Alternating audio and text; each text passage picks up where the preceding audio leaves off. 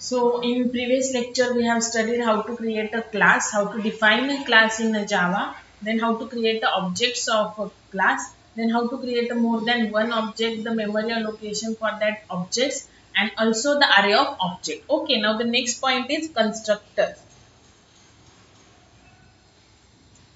So same like a C++ in Java, there is also constructor, but in Java there are only two types of the constructor. First is default constructor and another one is parameterized constructor. So the copy constructor which is present in C++ is removed from Java. Okay, now what is meant by the constructor first? So now previous lecture मध्ये आपण programs घेतले होते. For example आपला एक हा programme होता जिथे आपण ऑब्जेक्ट्स क्रिएट केलं, ऑब्जेक्टला इनिशियलाइज केलं. ओके, सो ऑब्जेक्ट इनिशियलाइज होतं मीन्स व्हॉट, की त्या ऑब्जेक्ट मध्ये जे व्हेरिएबल्स आहेत त्याला काय होते, मेमरी अलोकेशन होते. ओके, बघा आता इथे काय केलं की डिफॉल्ट कन्स्ट्रक्टर तर बाय डिफॉल्ट असतंच. ओके, बट त्याच्यामध्ये आपण ए बी सी ला बाय डिफॉल्ट 0 व्हॅल्यू असते. ओके, नाउ जेव्हा तुम्ही a1 डॉट गेट ab करता म्हणजे तुम्ही गेट ab फंक्शन कशाने कॉल केलंय, a1 ने. ओके, नाउ आता गेट ab फंक्शन हे काय आहे, इथे फंक्शन जे असतं ते कधी कसं कॉल होतं, म्हणजे कंपाइलर डेफिनेशन कडे कधी जातो, रन केल्यावरती program. Okay, so get ab function call होणार प्रोग्राम रन केल्यावरती, रन टाइम. मग नंतर तुम्ही a आणि b ची व्हॅल्यू एंटर करणार आणि ती व्हॅल्यू a1 मध्ये कधी जाणार, प्रोग्राम रन केल्यावर. बिकॉज a1 जी a आणि b व्हॅल्यू जी आपण स्कॅन करतोय ते कुठे स्कॅन करतोय, गेट ab फंक्शनच्या डेफिनेशन मध्ये. आणि डेफिनेशन कधी एक्झिक्यूट होते, प्रोग्राम रन केल्यावर. सो प्रोग्राम रन केल्यावरती गेट ab फंक्शन कॉल होणार. ab च्या ज्या तुम्ही व्हॅल्यू घेणार त्या कशामध्ये जाणार, a1 मध्ये जाणार. म्हणजे जे आपण फंक्शननी व्हॅल्यू घेतो व्हेरिएबलच्या, त्यांनी तुमचं ऑब्जेक्ट कसं इनिशियलाइज होतं, रन टाइम इनिशियलाइज होतं. आता फॉर एक्झाम्पल बघा, मी जरी हा कोड असा रिप्लेस केला रन टाइमच्या ऐवजी, सपोज आता मला इथे स्कॅनरचा यूज नको, ठीक आहे, सो मी युटिल पण काढून टाकते. अनदर वे आहे, अजून एक वेने आपण फंक्शन मध्ये व्हॅल्यू घेऊ शकतो. आता इथे मला a आणि b च्या व्हॅल्यू घेतल्यात. सो जर सेम इथे पण a आणि b आहे बघा, पण हे a आणि b काय झाले, a हा a क्लासचे मेंबर झाले आणि हा a आणि b काय झाला, लोकल झाला to this get ab. Okay, now जसं आपण सीपीपी मध्ये बघितलं तसंच इथले व्हेरिएबल्स फंक्शनला पास केलेले आणि मेंबर्स क्लासचे ते जर सेम असेल तर आपण धिसने काय करतो. ओके, फक्त एरो ऑपरेटरच्या ऐवजी इथे डॉट यूज करायचं. ठीक आहे, नाउ आता इथे मी कॉल करताना इथे किती पॅरामीटर पास होतात, ते 2 पॅरामीटर. सो मी इथे व्हॅल्यूज टाकल्या, सपोज 10 20. ओके, आता तुम्ही म्हणताल की इथे आपण सेव्ह केला. आता तुम्ही म्हणताल की इथे आपण डायरेक्टली व्हॅल्यू टाकलेत.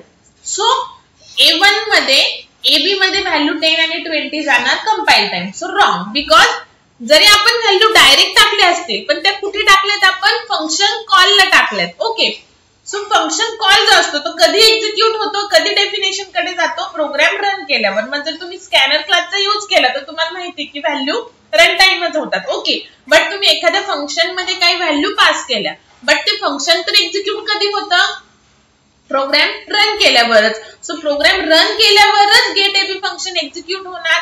हे 10 जाणार इथे या a मध्ये, हा 20 जाणार इथे, देन हा जो a आहे इथला तर तो कुठे जाणार, धिसच्या a मध्ये. This refers to the current class. So current class किंवा करंट क्लासचा object. Okay, so this refers to this ज्यांनी तुम्ही फंक्शन कॉल केले, that is a1. So a1 dot a मध्ये जाणार a मीन्स ह्या a ची व्हॅल्यू आणि a1 डॉट b मध्ये जाणार ह्या b ची व्हॅल्यू. ओके, सो ह्या केस मध्ये जरी आपण डायरेक्टली व्हॅल्यू दिल्या असतील तरी सुद्धा त्या व्हॅल्यू आपण एका फंक्शन कॉलला पास केलेल्या आहेत. सो फंक्शन कॉल डेफिनेशन कडे कधी जातो, जेव्हा प्रोग्राम रन करतो. सो प्रोग्राम रन केल्यावरच ऑब्जेक्ट मध्ये काय जाणार, व्हॅल्यू जाणार. ओके, सो इथपर्यंत तुम्हाला काय कळालं की ऑब्जेक्ट जे आहे ते आपण जेव्हा फंक्शननी इनिशियलाइज करतो, मग त्याच्यामध्ये तुम्ही स्कॅनर यूज करा किंवा असे डायरेक्ट व्हॅल्यू द्या.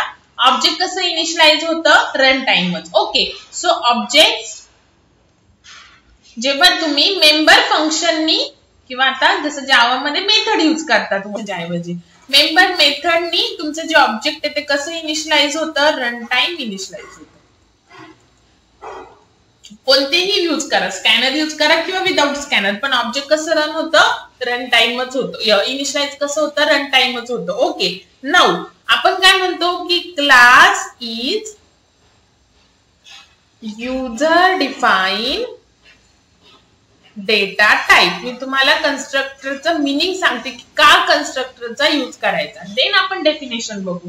क्लास आपण काय म्हणतो की class is user define data type means what, जसं आपण हा सिस्टम डिफाईन डेटा टाइप आहे इंट ए, त्याने आपण एक व्हेरिएबल डिक्लेअर केलं. तसंच आपण सपोज माझ्याकडे ए क्लास आहे, त्याने आपण काय डिक्लेअर करतो, ऑब्जेक्ट. सो हा आणि हा सिंटॅक्स काय आहे, सेम आहे. So this A is variable of system define data type int. तसंच A1 हे ऑब्जेक्ट आहे ऑफ टाइप ए. सो आपण असं म्हणू शकतो object is a variable of type A. Now this int is a system define but this A is user define. तुम्ही define केलाय class ए. Okay, so आपण म्हणतो की क्लास हा युजर डिफाईन डेटा टाइप आहे. नाउ हा जो ए आहे व्हेरिएबल, जे की आपण डिक्लेअर करतो सिस्टम डिफाईन, ते दोन वेजने आपल्याला इनिशियलाइज करता येतं, कंपाइल टाइम आणि रन टाइम. तर कंपाइल टाइम आपण कसं करतो, डायरेक्टली व्हॅल्यू देतो, आणि रन टाइम मध्ये काय यूज करतो आपण, स्कॅनर क्लास. आता हे तुम्हाला माहिती आहे. सो जे नॉर्मल व्हेरिएबल असतात, जे की सिस्टम डिफाईन असतात, ते आपण दोन वेळी इनिशियलाइज करतो, कंपाइल टाइम आणि रन टाइम. सो ऑब्जेक्ट सुद्धा एक व्हेरिएबलच आहे of class type A. Okay, मग ऑब्जेक्ट पण आपल्याला दोन वेळी इनिशियलाइज करता आलं पाहिजे, रन टाइम आणि compile time. So run time तर आपण बघितलंय की जे फंक्शन यूज करतो आपण क्लासमध्ये, त्यांनी आपण ऑब्जेक्ट काय करतो, रन टाइम इनिशियलाइज करतो. ऑब्जेक्ट इनिशियलाइज होतं मीन्स व्हॉट, ऑब्जेक्ट मध्ये मेमरी ब्लॉक मध्ये जेवढे व्हेरिएबल्स आहेत त्याला व्हॅल्यू जाते other than 0. Okay, so object हे जे आहे हे आपण A1 किंवा कोणतंही ऑब्जेक्ट आपण इनिशियलाइज कसं केलं आतापर्यंत, फंक्शननी, क्लास मधले जे फंक्शन आहे किंवा मेथड आहे त्यांनी इनिशियलाइज केलं. ओके, सो ऑब्जेक्ट आपल्याला रन टाइम तर येतं, बट ऑब्जेक्ट इज अ व्हेरिएबलच आहे ना, लाईक सिस्टम डिफाईन व्हेरिएबल, तसं ऑब्जेक्ट सुद्धा एक व्हेरिएबलच आहे ऑफ क्लास टाइप. मग या ऑब्जेक्टला सुद्धा आपल्याला दोन वेनीच करता आलं पाहिजे, run time and compile time. So run time way we know that. So to initialize the object, to initialize object at compile time, constructors are used. बघा, this is the main definition. नाही तर मग तुम्ही असं सांगतात की constructor has same name as a class name, it has two types of constructors. So no, ते नंतर. पहिले काय, constructor चा यूज काय आहे, it is used to initialize the object at compile time. So constructor means what? Constructor means the methods which are used to initialize the object at the compile time. The member ज्या other methods असतात other than constructor, त्यांनी आपण object run time initialise करतो. But some problem मध्ये आपल्याला object compile time initialise करणं necessary असतं, म्हणजे प्रोग्राम कंपाइल करतानाच ह्या ऑब्जेक्टच्या मेमरी ब्लॉक मध्ये व्हॅल्यू जाणं नेसेसरी असतं. सो त्या केसमध्ये आपण काय यूज करणार, constructor. So there are two types of the constructor, default constructor and the parameterise constructor. So काय सांगितलं बघा कन्स्ट्रक्टरचं meaning, it is use to initialize object at compile time. Okay, now another point, constructor is also a method means function. मग method तर run time initialise होते, तुम्हाला run time call होती ना कोणतं पण फंक्शन, बट कन्स्ट्रक्टर जरी method असेल तरी पण it is a special purpose, it is a special function और a special method. Constructor is also a method which executes at compile time. बघा, कन्स्ट्रक्टर ही एक स्पेशल मेथड आहे की जी अशी एक मेथड आहे की जी कंपाइल टाइमच काय होते, एक्झिक्यूट होते. ओके, देन कन्स्ट्रक्टर ही मेथड आहे ना, सो त्याला काहीतरी नेम असेल. So constructor has same name as class name, जे क्लासला नेम असेल तेच नेम असणार. Okay, then constructor does not return any value. जसं फंक्शनला विदाउट रिटर्न टाईप असेल, म्हणजे फंक्शन जर व्हॅल्यू रिटर्न करत नसेल तर आपण काय देतो, व्हॉइड. बट कन्स्ट्रक्टरला व्हॉइड पण नसतो, इवन व्हॉइड ऑल्सो. कोणतं इंट फ्लोट तर नाहीच, बट व्हॉइड सुद्धा नाही. Okay, constructor does not return any value, even void also. Okay, so these are some points. त्याच्यानंतर there are two types of the constructor,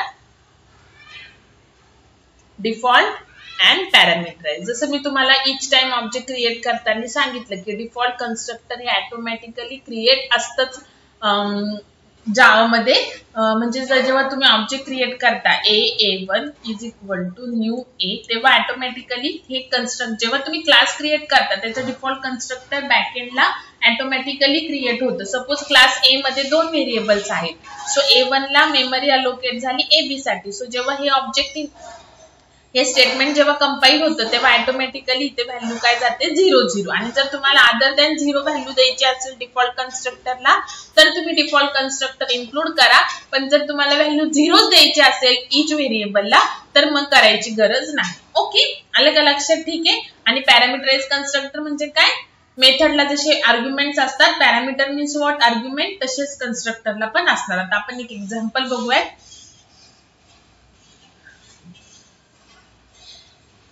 simple वेनी बघायचे बघा example. Suppose float बी. Okay, now आता आपण constructor मेथडच्या ऐवजी. So constructor has same name as a class name, default constructor. तर default constructor जर तुम्हाला ह्या ए आणि बी ला जर 0च व्हॅल्यू द्यायची असेल तर डिफॉल्ट कन्स्ट्रक्टर लिहायची गरज नाही स्पेसिफिकली. पण जर अदर दॅन 0 द्यायची असेल जेव्हा डिफॉल्ट कन्स्ट्रक्टर कॉल होईल तेव्हाच द्या. आता मला 0 0 नकोय, जेव्हा मी डिफॉल्ट कन्स्ट्रक्टर कॉल करेल तेव्हा मला 0 व्हॅल्यू नकोय, ए ची 10 पाहिजे आणि बी ची 3.14 पाहिजे. ओके, नाव बघा. आता एक डिस्प्ले करायला फंक्शन पुट, आणि ते SOP A, SOP B. Class complete. Class complete झाल्यावर सेमिकोलन नाही, तुम्ही ह्याच क्लासमध्ये पब्लिक स्टॅटिक व्हॉइड मेन पण लिहू शकता. हा एक वे सांगितलेला तुम्हाला लास्ट टाइम. म्हणजे इथेच तुम्ही काय लिहू शकता, सगळे कन्स्ट्रक्टर आणि फंक्शन झाले की मग पब्लिक स्टॅटिक सेम क्लासमध्ये व्हॉइड मेन असंही लिहू शकता, string args. Okay, then object create करा. ओके, डिफॉल्ट कन्स्ट्रक्टरच मी यूज केलेला आहे. हे कोणतं आहे, default. Default means what, constructor without any argument. Okay, नाव इथे करणार मी a1 डॉट पुट. तर मेन कंप्लीट आणि मग क्लास कंप्लीट. एक तर असंच करा आणि a डॉट जावानी प्रोग्राम सेव्ह करा. किंवा काय सांगितलेलं की क्लास एंड करायचा, मग इथे अजून एक दुसरा क्लास करायचा क्रिएट. ओके, आणि मग त्या क्लास नेमनी ज्याच्यामध्ये मेन आहे त्यांनी प्रोग्राम काय करायचा, सेव्ह करायचा. ओके, कोणतंही चालेल. नाव इथे काय होणार, a1 मेमरी अलोकेशन होणार. a1 हे कोणत्या क्लासचा ऑब्जेक्ट आहे, ए क्लास. ए क्लास मध्ये काय, ए आणि बी. सो इथे काय होणार, डिफॉल्ट कन्स्ट्रक्टर कॉल होणार कंपाईल होतानाच. सो इथे आला तुमचा कंपायलर. देन ए मध्ये जाणार 10 व्हॅल्यू, बी मध्ये जाणार 3.14. आणि मग जेव्हा तुम्ही प्रोग्राम रन करणार तेव्हा a1 डॉट पुट, मग a1 च्या ए मध्ये काय आहे ते आणि a1 च्या बी मध्ये काय आहे 3.14. तर हे काय होणार, डिस्प्ले होणार. So this is a default constructor. आता मी तुम्हाला एक सांगते की डिफॉल्ट कन्स्ट्रक्टर लिहायची गरज नाहीये बघा. सपोज आता जर तुम्हाला अदर दॅन 0 व्हॅल्यू पाहिजे असेल तरच युजिंग डिफॉल्ट कन्स्ट्रक्टर. ओके, आता फॉर एक्झाम्पल बघा, मी इथे एम घेते क्लास. आता बघा, एक विदाउट कन्स्ट्रक्टर आपण प्रोग्राम लिहूयात पहिल्यांदा. फंक्शन पण नाही घ्यायचं गेट, नुसतं मी पुट फंक्शन घेते. व्हॅल्यू न घेता a इक्वल टू a ची व्हॅल्यू, त्याच्या पुढे बी इक्वल टू बी ची व्हॅल्यू. ओके, नाव क्लास कंप्लीट. तुम्ही ह्याच क्लासमध्ये पण लिहू शकता इथे, किंवा सेपरेट क्लास पण घेऊ शकता. मग जो सेपरेट क्लास घेतलाय त्याच्यामध्ये मेन लिहायचं आणि त्यानेच प्रोग्राम काय करायचा, सेव्ह करायचा. बघा, एकदम मी तुम्हाला बेसिक गोष्ट सांगते, असं नाही की C++ मध्ये झालंय तर मी इथे एक्सप्लेन करत नाही. बट तुम्ही प्रोग्राम करा, सिंटॅक्सची प्रॅक्टिस करा आणि जे मी एक्सप्लेन करते ते राईट डाऊन करून घ्या, छोटे छोटे पॉइंट्स. तुम्हाला थेअरी असेल तर ह्या सेमेस्टरला तर तेव्हा पण ते लागणार. आणि मेन म्हणजे तुम्ही जेव्हा कॅम्पस इंटरव्ह्यूला वगैरे जाता तेव्हा हे जे छोटे पॉइंट्स आहेत ते खूप इम्पॉर्टंट असतात. ठीक आहे. नाव आता बघा, मी कन्स्ट्रक्टर तर लिहिलंच नाहीये, आता इथं ऑब्जेक्ट क्रिएट केलं बघा. m1 डॉट पुट सेव्ह केला, प्रोग्राम सेव्ह करते. ऑल फाइल्स m ऑलरेडी आहे, ठीक आहे, विल रिप्लेस इट.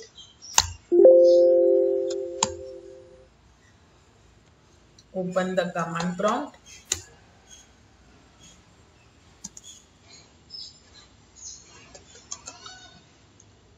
डेस्कटॉप.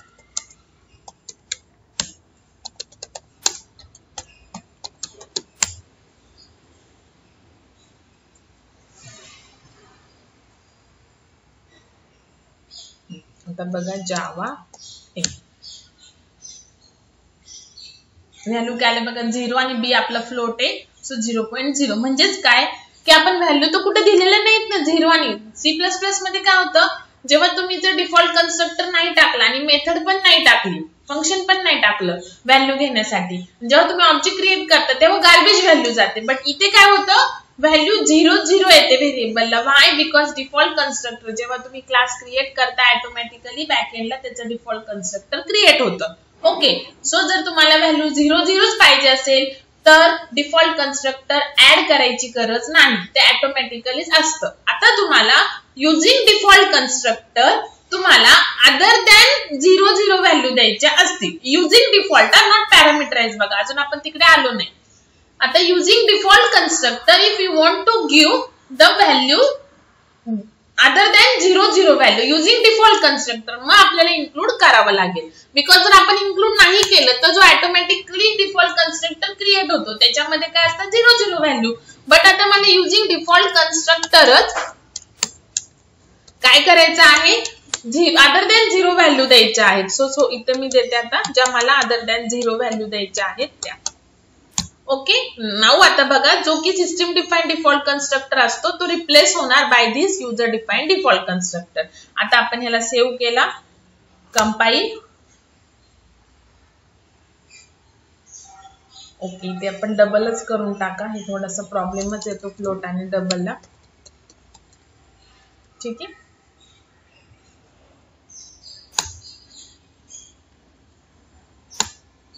बघा, आलं का लक्षात? ठीक आहे. So using default constructor if you want to give the values other than 0 then only use default constructor or include the default constructor. If you want to keep the values at 0 then default constructor no need to include it. Okay, now हे झालं तुमचं all about the default constructor. Now the parameterized constructor.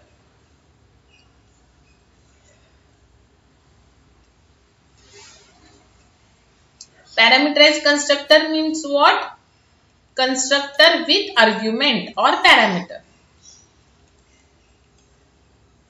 एकदम easy, बघा, काहीच अवघड नाहीये. ठीक आहे. नाव बघा,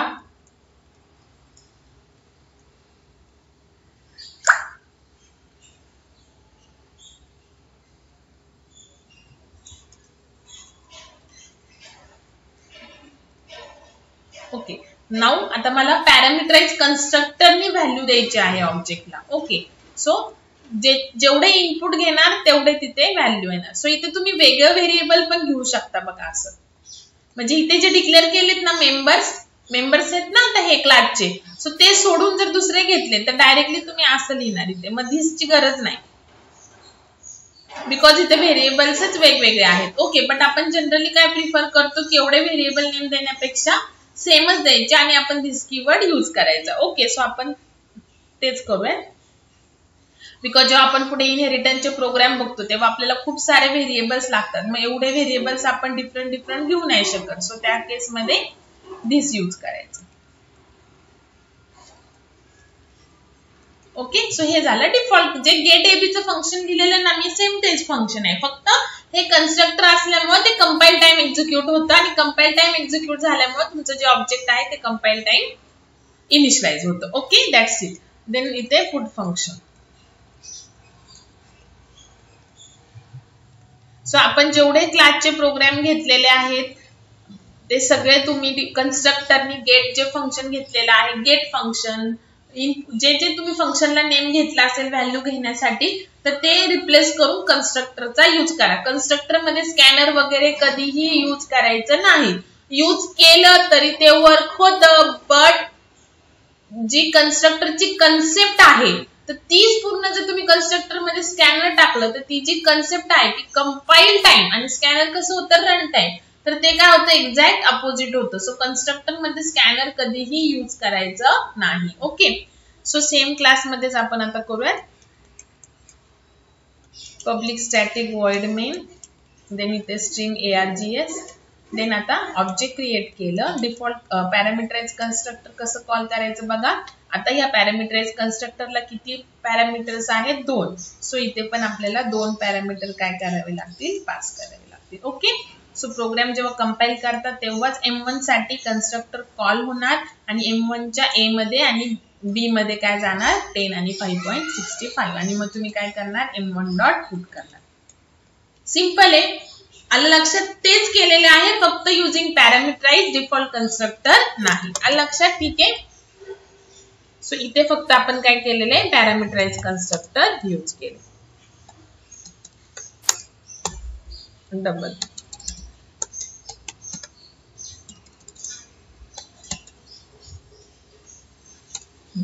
आणि इथे आता आपल्याला काय करावं लागेल?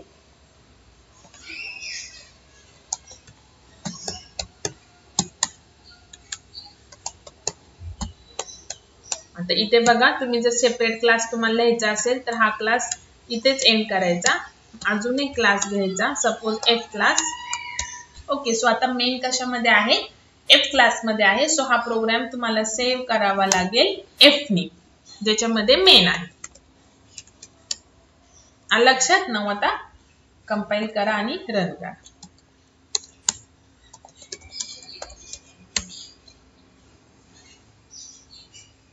आली. आता आपण इथे डिफॉल्ट कन्स्ट्रक्टर कॉल केले, बट आपल्या प्रोग्राम मध्ये कोणता आहे? पॅरामीटराइज आहे. सो इथे आपल्याला 2 parameter compulsory we have to pass. Okay, पहिलं इंटिजर आणि दुसरं फ्लोट.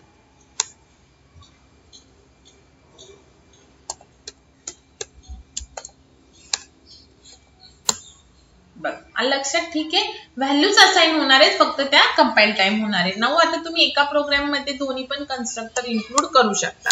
सो इथे आता मी डिफॉल्ट पण करू शकते. इथं मी देते 5 व्हॅल्यू आणि इथं देते 3.24. ओके, नाऊ इथे अजून एक ऑब्जेक्ट घेते आणि ते ऑब्जेक्ट डिफॉल्ट कन्स्ट्रक्टरनी कॉल करते. ओके, सो हे ऑब्जेक्ट आपण डिफॉल्टने केलं इनिशियलाइज आणि हे जे M1 आहे ते आपण केलं पॅरामीटराइज. ओके, आणि मग M1 पुट केलं आणि M2 डॉट पुट केलं. एकाच प्रोग्राम मध्ये तुम्ही दोन्ही पण कन्स्ट्रक्टर काय करू शकता? इन्क्लूड करू शकता. ओके, हे पहिलं ऑब्जेक्ट आणि हे दुसरं ऑब्जेक्ट. ठीक आहे. नाऊ आता हे बघा, हे लाईक अ कन्स्ट्रक्टर ओव्हरलोडिंग. जेव्हा तुम्ही तुमच्या एकाच प्रोग्राम मध्ये ऑल टाइप्स ऑफ कन्स्ट्रक्टर असतात तेव्हा ते कन्स्ट्रक्टर ओव्हरलोडिंग असतात. आता तुम्हाला मेथड ओव्हरलोडिंग, ठीक आहे, आपण एक्सप्लेन करूया. So constructor overloading means what? आता बघा, इथे बघा, इथे पण कन्स्ट्रक्टर कॉल होतंय आणि इथे पण कन्स्ट्रक्टर कॉल होते. ओके, सो कंपाइलर काय करणार? चेक करणार की ठीक आहे एम कन्स्ट्रक्टर त्याच्याकडे 2 आहेत, हा एक आणि हा एक आहे. पण जेव्हा हा कॉल करायचा आहे तेव्हा तो चेक करणार त्याच्याकडे आता किती ऑप्शन्स आहेत? कंपाइलर कडे 2. Compiler has 2 option. Then which option he will execute? It will execute the constructor with 2 parameters. So कुठे आहे 2 parameters हे? So M1 च्या वेळेस कोणतं कन्स्ट्रक्टर ओव्हरलोड होणार? दिस कन्स्ट्रक्टर. आणि इथे जेव्हा इथे येणार सेकंड लाईनला compiler, again compiler has to options. This constructor is and here is also constructor. But ह्या कन्स्ट्रक्टरला काय पॅरामीटर नाहीये. मग कोणतं कन्स्ट्रक्टर ओव्हरलोड करणार? हे कन्स्ट्रक्टर ओव्हरलोड करणार. ओके, ओव्हरलोड म्हणजेच रन करणार. ठीक आहे. सो कन्स्ट्रक्टर ओव्हरलोडिंग कधी होतं? जेव्हा तुम्ही excuse me, constructor overloading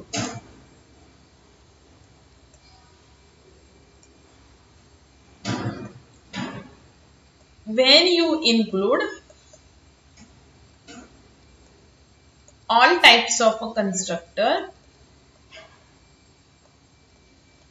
in one program, in one class असं म्हणू शकतो आपण. एकाच क्लासमध्ये तुम्ही ऑल टाइपचे कन्स्ट्रक्टर म्हणजे कोणते ऑल टाइप्स त्याच्यामध्ये डिफॉल्ट अँड पॅरामीटराइज जर इन्क्लूड केले तर ज्या कन्स्ट्रक्टरला कॉल दिलेला आहे त्या टाइपचा कन्स्ट्रक्टर काय होतो? ओव्हरलोड होतो. ओके, कन्स्ट्रक्टरला सेम नेम असतं ना. सो जेव्हा तुम्ही पॅरामीटराइज कॉल करताय तेव्हा पण सेम नेमनी करणार, डिफॉल्ट करताय तेव्हा पण सेम नेमनी करणार. मग कंपायलर कसं एक्झिक्यूट करणार? नंबर ऑफ आर्ग्युमेंटनी. जर डिफॉल्ट असेल तर 0 आर्ग्युमेंटचं जे कन्स्ट्रक्टर आहे ते ओव्हरलोड करणार, आणि पॅरामीटराइज असेल तर पॅरामीटर पास केलेले असेल तर जे पॅरामीटर पास केलेलं कन्स्ट्रक्टर आहे ते एक्झिक्यूट करणार. ओके, नाउ नेक्स्ट आहे आता method overloading. Method overloading, method म्हणजेच काय? जावामध्ये मेथडला फंक्शनलाच काय म्हणतात? मेथड. सो आपलं C++ मध्ये जसं झालेलं आहे फंक्शन ओव्हरलोडिंग तेच, just function overloading. Okay, so आपण फंक्शन ओव्हरलोडिंग कधी यूज करतो? की आता सपोज मला एकाच प्रोग्राम मध्ये काय करायचं आहे बघा, युजिंग फंक्शन किंवा मेथड. मला एकाच प्रोग्राम मध्ये ऍडिशन ऑफ 2 नंबर्स करायचं आहे एका फंक्शन. परत सेम प्रोग्राम मध्येच मला ऍडिशन ऑफ 3 नंबर्स करायचं आहे. देन ऍडिशन ऑफ 4 नंबर्स करायचं आहे. सेम एकाच प्रोग्राम मध्ये मला ऍडिशन करायची आहे एका फंक्शन मध्ये 2 नंबरची, दुसऱ्या फंक्शन मध्ये 3 नंबरची आणि थर्ड फंक्शन मध्ये 4 नंबरची. ओके, नाउ एक सोल्युशन काय आहे की मी काय करू शकते की एक क्लास घेतला void add1. इथे मी पास केलं 2 व्हेरिएबलची मला ऍडिशन करायची. सो इथे मी डायरेक्टली SOP A+B करते. ओके, त्याच्यानंतर मी काय करू शकते? अजून एक फंक्शन घेऊ शकते add2. आता इथे मला 3 नंबरची करायची. A+B+C. देन अजून एक फंक्शन घेतलं add3. इथे मला किती 4 नंबरची करायची ऍडिशन. इथे केलं मी SOP A+B+C+D.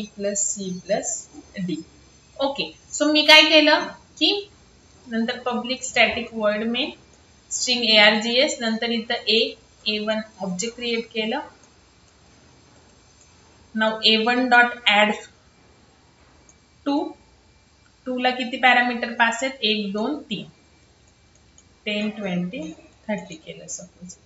A1 dot add 1 ला 2च पॅरामीटर पास आहे सपोज 20 30. आणि A1 dot add 3 5 6 7 8 4 parameter pass आहे. सो हा एक वे आहे की काय करू शकते मी की ऑल फंक्शनला वेगवेगळे नेम द्यायचे. सो तिथे काहीच प्रॉब्लेम येणार नाही कंपायलर साठी. ओके, मीन्स व्हॉट की जेव्हा तुम्ही प्रोग्राम रन करणार A1 dot add 2 function call होणार. ऍड 2 फंक्शन एकच आहे ना, सो तेच कॉल होणार. A मध्ये जाणार 10, इथे जाणार 20, इथे जाणार 30 आणि स्क्रीनवर डिस्प्ले होणार 60. Okay, A1 dot add 1 function call होणार. There is only one add 1 function. Okay, so इथे जाणार 20 30, स्क्रीनवर प्रिंट होणार 50. ऍड 3 कॉल होणार, इथे जाणार 5 6 7 8, इथे झाले 11 18 26, इथे प्रिंट झाले 26. ओके, सो एक सोल्युशन काय आहे ह्या प्रॉब्लेम साठी? जेव्हा मला 3 फंक्शन्स लिहायचे ऍडिशनचे आणि ते 3 फंक्शन मध्ये डिफरंट नंबरची ऍडिशन करायची, तर वन वे काय की मी सेपरेट नेमच देणार त्याला. ओके, बट आता ह्याचं एक जेव्हा तुमच्याकडे किंवा तुमच्याकडे एक प्रोजेक्ट येतो. ओके, आता जर तुम्ही एवढे जर वेगवेगळे नेम देत बसले तुमच्या फंक्शनला, तर जेव्हा तुम्ही कॉल करता तेव्हा तुम्हाला रिकॉल करायला थोडंसं काय जातं, हार्ड जातं की नेमकं मी ऍड 1 फंक्शनला, तर ठीक आहे हा छोटा प्रोग्राम आहे तर तुम्ही तिथेच टाईप करताय, तुम्हाला लगेच वरती त्याच पेजवर दिसतंय की मी ऍड 1 ला 2 पॅरामीटर पास केले तर मी इथे 2 देणार. ओके, बट जेव्हा तुमचा प्रोग्रामची लेंथ खूप मोठी असते आणि जेव्हा तुम्ही खूप सारे फंक्शन्स लिहिता, ओके, आणि जेव्हा तुम्हाला कॉल करायची वेळ येते तेव्हा जे फंक्शन्स आहेत ते वेगवेगळ्या वरच्या पेजवरती असतात, पण त्यावेळेस तुम्हाला परत तिथे जाऊन बघावं लागतं की मी नेमकं काय नेम लिहिलेलं, त्याला किती पॅरामीटर पास केलं. सो रिकॉल करणं थोडंसं हार्ड जातं. ओके, सो आपण काय करू शकतो त्या केसमध्ये की यूज काय माझ्या so problem weight a minute.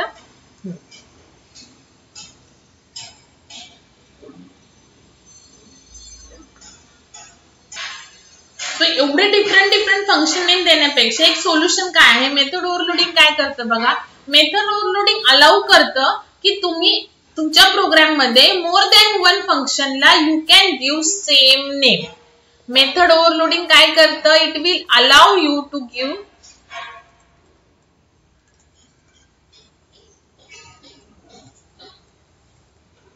Same name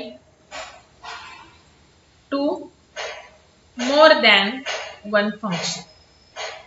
बघा, सो मेथड ओव्हरलोडिंग काय अलाउ करतं की तुम्ही तुमच्या प्रोग्राम मध्ये मोर दॅन वन फंक्शनला सेम नेम द्या. ओके, बट कधी, आता बघा आपल्या प्रॉब्लेम मध्ये काय की मला ऍडिशनच करायची आहे, बट किती नंबर्सची, कधी 2, कधी 3, कधी 4. ओके, सो त्याच्यासाठी पण त्या फंक्शनचं बिहेवियर तर काय, ऍडिशनच. ओके, सो आपण ऍड 1, ऍड 2, ऍड 3 असं देण्यापेक्षा मी ऍड हे एकच नेम देणार ऑल 3 फंक्शनला. बट काय करणार, मग डिफरन्शिएट कसं करणार, तिने पण ऍड फंक्शनला. आता इथे डिफरन्शिएट करायची गरजच नाही का, बिकॉज वेगवेगळे नेम आहेत. सो डिफरन्शिएट करायची गरज नाही. एका क्लासमध्ये जर ऑल स्टुडंट डिफरंट नेमचे असेल तर आपले ऑटोमॅटिकली डिफरन्शिएट होतात. But some of the student same name असतं, मग आपण त्याला डिफरन्शिएट कसं करतो, रोल नंबरनी. सेम तसंच की आता आपण काय करणार की एवढे वेगवेगळे नेम देण्यापेक्षा ऑल फंक्शनचं बिहेवियर सेमच आहे टू ऍड. ओके, सो आपण ऑल द फंक्शनला सेम नेम देणार, सम द्या तुम्ही किंवा add according to the behaviour. Okay, so आपण जर ऍड नेम दिलं फंक्शनला, ठीक आहे, किंवा सम नेम दिलं किंवा ऑल दी 3 फंक्शन्सला सपोज आपण ऍड नेम दिलं, मग डिफरन्शिएट कसं होणार, जसं इंट ए प्रोग्राम मध्ये तुम्ही डिक्लेअर केला, मी परत इंट ए करू शकते का, नाही. सो मी इथं असं कसं करणार की ठीक आहे, आता मी प्रोग्राम मध्ये 3 ऍड फंक्शनला सेम नेम दिलं, दॅट इज ऍड. मग how I will differentiate the add function, one add function from the other add function, by their number of parameters. Okay, so method overloading काय करते, एक तर तुम्हाला you can give same name to more than one function. You can give same name to more than one function. Okay, then function ला तर same name आहे, मग differentiate कसं करणार, and by you can give same name to more than one function and but number of parameters must be different. बघा, तुम्ही तुमच्या program मध्ये सेम नेम देऊ शकता मोर दॅन वन फंक्शनला, बट त्याला डिफरन्शिएट कसं करणार, by the number of parameters, by the number of arguments. Okay, so आता बघा आपण एका एक्झाम्पलनी बघूयात मेथड ओव्हरलोडिंग. ऍडिशनचाच घेऊया. सो सपोज मी क्लास घेतला ऍडिशन, जसं एका फंक्शन मध्ये मला, सो मी ते सम नेम दिलं, फॉर एक्झाम्पल 2 नंबरचे ऍडिशन करायचे आहे. डायरेक्टली पण करू शकता किंवा एक थर्ड व्हेरिएबल घेऊन त्यात ऍड करायचं आणि मग डिस्प्ले पण करू शकता. इथे पण करू शकता तुम्ही डायरेक्टली, प्लस फक्त इथे तुम्हाला असं ब्रॅकेट मध्ये टाकावं लागेल. हा कॉन्कॅटिनेशनचा प्लस आहे आणि हा ऍडिशनचा प्लस आहे. ह्याच्या पुढे आपल्याला डिस्प्ले करायचंय. त्याच्यानंतर void sum,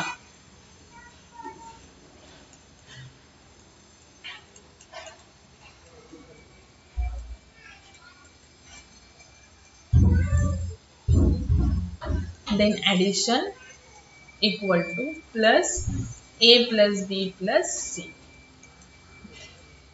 ओके, त्याच्यानंतर void sum, इथे 4 नंबरची करायची. बघा मी ऑल फंक्शनला सेम नेम दिलं, सो मला रिकॉल करताना लक्षात ठेवायची गरज नाही. ठीक आहे, मी की फंक्शनला काय नेम दिलेलं आहे ते.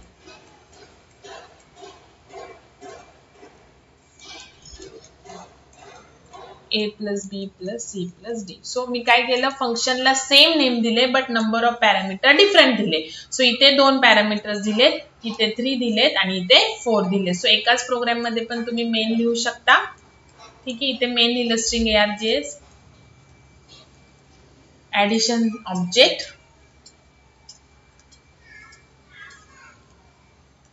ओके, नाव कोणत्या पण वेन सिक्वेन्सने कॉल करा. सपोज इथे मी 5, कोणतेही नंबर्स तुम्ही देऊ शकता. पहिले 4 ह्याचं केलं, मग 2 ह्याचं केलं आणि मग 3. ओके, आता कसं कॉल होणार बघा. पहिल्यांदा sum. Now compiler has 3 options for the sum. Then कोणतं ओव्हरलोड करणार, मग त्याचे आर्ग्युमेंट्स बनणार. किती आहेत 4. सो 4 फंक्शन कोणत्या आर्ग्युमेंटला आहे, या समला. सो इथलं addition is equal to 5 plus 6 plus 7 plus 8. जे ऍडिशन होईल तिथे डिस्प्ले होईल. Now sum. Again compiler has 3 options for the sum. Then कोणतं तो ओव्हरलोड करणार किंवा कोणतं रन करणार ज्याला 2 पॅरामीटर्स आहेत, म्हणजे हे. ओके, सो इथे डिस्प्ले होईल 10 plus 20 30. Then sum. Again compiler has 3 option. Then कोणतं तो ओव्हरलोड करणार ज्याला 3 पॅरामीटर्स आहेत, म्हणजे 30 40 50. सो 70 प्लस 50 120 काय करणार, डिस्प्ले करणार. So this is a method overloading. So same constructor पण तसंच आहे बघा. जसं सम हे ऑल दी फंक्शनला सेम नेम असतं, तसं कन्स्ट्रक्टरला पण ऑब्विसली सेम नेम असतं ना, क्लास नेम. सो जे कन्स्ट्रक्टर डिफॉल्ट असेल तर डिफॉल्ट ओव्हरलोड होणार आणि पॅरामीटराइज असेल तर पॅरामीटराइज ओव्हरलोड होणार. Okay, now let's take run the example. Example run करून का बघायचं, कधी कधी सिंटॅक्स एरर असतात आपल्या, किंवा जसं मगाशी फ्लोट डबल ला एरर आले, अशा एरर्स येऊ शकतात. सो ते क्रॉस चेक करण्यासाठी.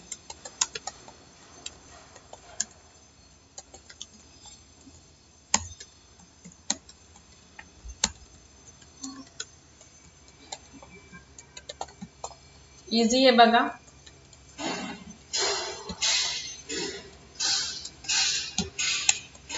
ओके,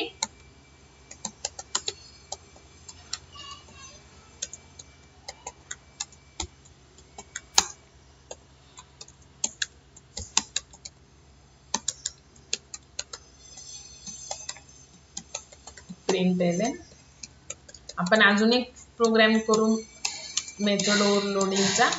देन नेक्स्ट लेक्चरला आपण इनहेरिटन्स स्टार्ट करू.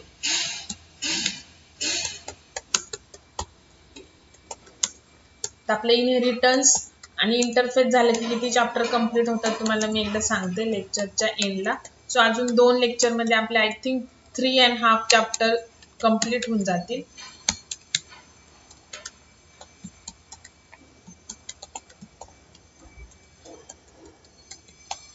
सॉरी.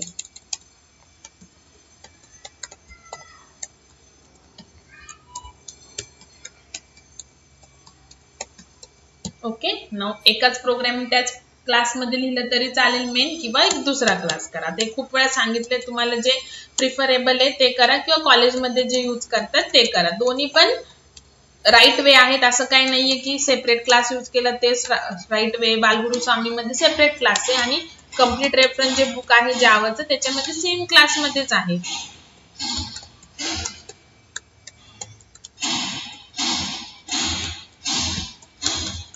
a1.sum 2 पॅरामीटर वाला पास कॉल केलं. असं काही नाही की ज्या वेने तुम्ही डेफिनेशन दिलं त्याच वेने कॉल करायचं. म्हणजे मी पहिले 2 पॅरामीटरची दिली आहे तर 2 पॅरामीटरच कॉल करायचं असं काही नाही. सपोज आता मी इथे 3 पॅरामीटरचं कॉल केलं, त्याच्यानंतर 4 पॅरामीटरचं कोणत्याही वेने you can call. Automatically compiler काय करणार की सम फंक्शन खूप सारे आहेत, मग त्यातले कोणते घेणार की नंबर ऑफ पॅरामीटर बघणार आणि अकॉर्डिंग टू दॅट पॅरामीटर काय करणार प्रोग्राम ते फंक्शन काय करणार ओव्हरलोड करणार. येस.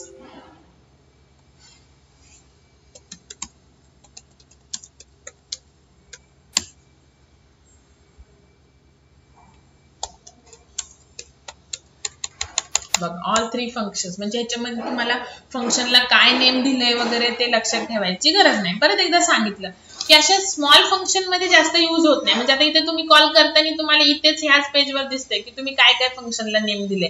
पण जेव्हा तुमच्याकडे खूप सारा लेंदी प्रोग्राम असतो त्याच्यामध्ये 4-5 पेजेसचा प्रोग्राम आहे आणि तुम्ही मेन शेवटी लिहिताय 4th पेजमध्ये आणि फंक्शन लिहिलेले 1st पेजमध्ये, मग तुम्हाला तिथे जाऊन परत रिकॉल करावं लागतं की मी फंक्शनला काय नेम दिले वगैरे. त्यापेक्षा तुम्ही ऑल फंक्शनला सेम नेम द्या, तुमचा जो प्रॉब्लेम आहे तो काय होईल, सॉल्व्ह होईल. So this is a method overloading. Now method ओव्हरलोडिंगचा जो प्रोग्राम येतो ते येतो बघा, write a program to calculate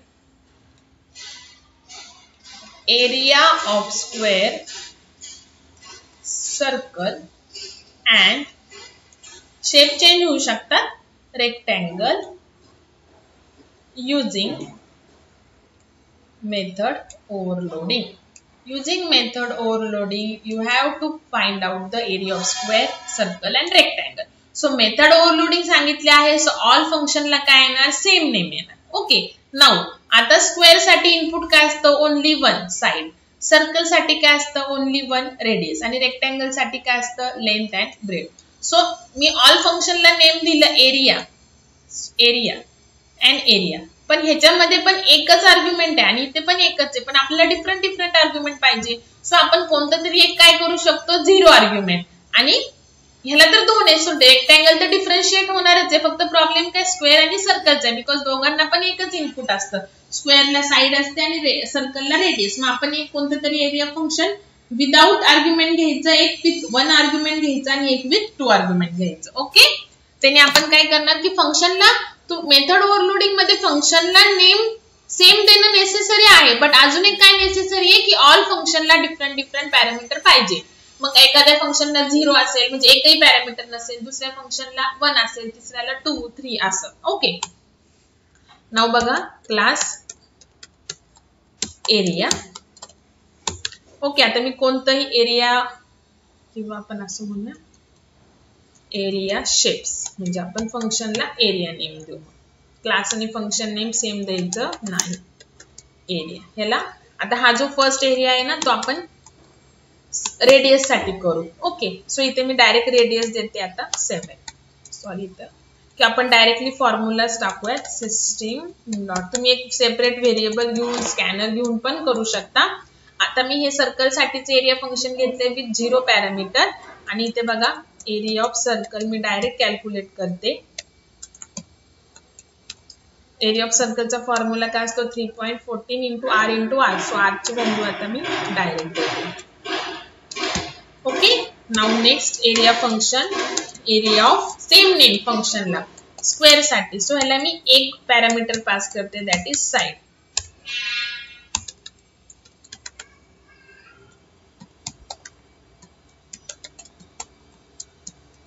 So area of square equal to plus side, area of square काय असतं, s into s, side into side. ओके. आणि last area function same name with different parameter, area of rectangle साठी.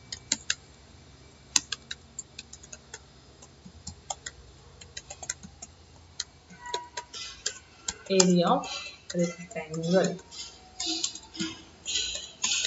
length into breadth. Okay, झालं. Now public static void main.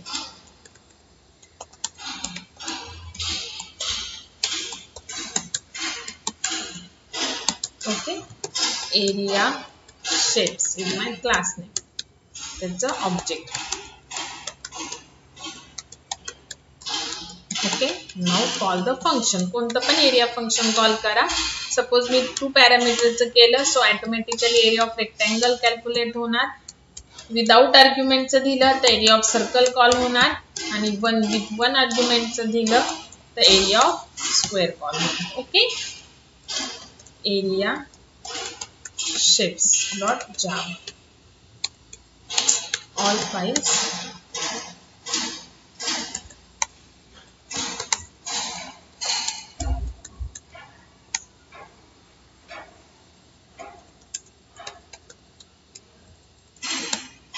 बघा, area of rectangle, area of circle and area of square. Okay, so हे झालं तुमचं method overloading. So next लेक्चरला आपण inheritance start करू.